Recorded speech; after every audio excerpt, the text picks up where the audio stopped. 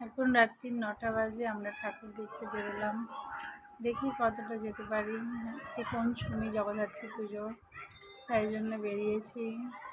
অল্প কিছু ঠাকুর দেখে চলে আসবো, ওই জন্য বেরোলাম। চলো তোমরাও আমাদের সঙ্গে থাকো, দেখতে থাকো কোন কোন ঠাকুর দেখি।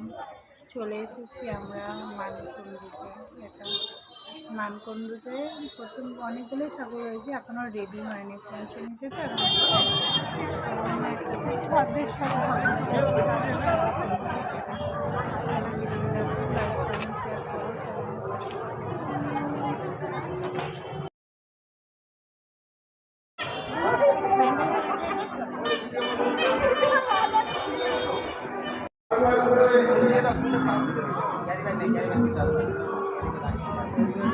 পানি বড় প্লেটে দিতে